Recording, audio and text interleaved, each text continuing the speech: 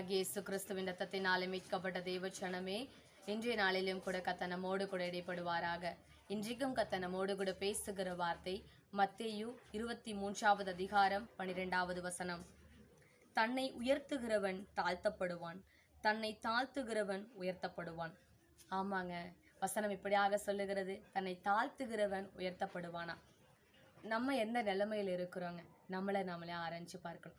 கர்த்தர் கொடுத்த பலனை கர்த்தருக்கென்று உபயோகிக்கிறவர்களாய், கர்த்தர் கொடுத்த தாளந்தை கர்த்தருக்கென்று நம்ம உபயோகித்து நம்ம தாழ்த்தி கொண்டிருக்கிறோமா, இல்லை கர்த்தர் கொடுத்ததான தாளந்துகளை பயன்படுத்தி நம்மை நாமே உயர்த்தி கொண்டிருக்கிறோமா? ஆராய்ந்து பார்ப்போமா?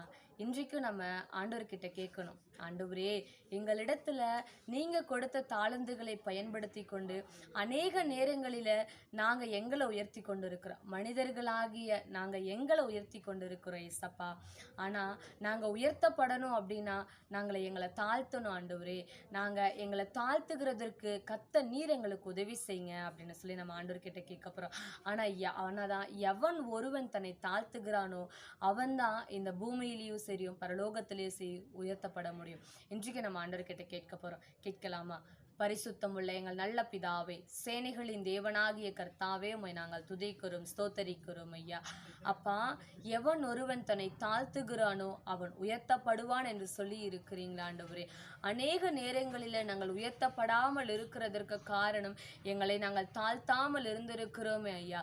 கர்த்தருக்கு முன்பதாக எங்களை தாழ்த்தாமல் இருந்தது தான் ஆண்டவரே நாங்கள் உயர்த்தப்படுகிறதற்கு இன்னும் தடையாய் இருக்கிறது ஆண்டவரே.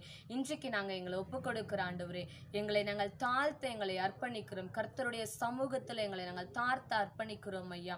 ஆண்டவரே, கர்த்தர் நீர் எங்களை ஆண்டவரே உயர்த்துங்கன்னு சொல்லி ஒப்பு கொடுத்து நாங்கள் செபிக்கிறோம். இதை பார்த்து செபிக்கிற ஒவ்வொரு தெய்வ பிள்ளைகளும் தங்களை தாழ்த்தும் பொழுது கர்த்தர் நீர் உயர்த்தி வைத்து அழகு பாருங்க என்று சொல்லி உங்க கரத்தில் அர்ப்பணித்து நாங்கள் ஒப்பு கொடுத்து நாங்கள் செபிக்கிறோம் ஐயா. நீர் ஆளுகை செய்ய பொறுப்பிடுங்க. இயேசு கிறிஸ்துவின் மூலமாய் செபிக்கிறோம் எங்கள் ஜீவனுள்ள நல்ல தகப்பனே. ஆமேன், ஆமேன். கர்த்தருக்கு முன்பாக உங்களை தாழ்த்துங்க, கர்த்தர் உங்களை உயர்த்திட்டே போவார். God bless you. God bless you.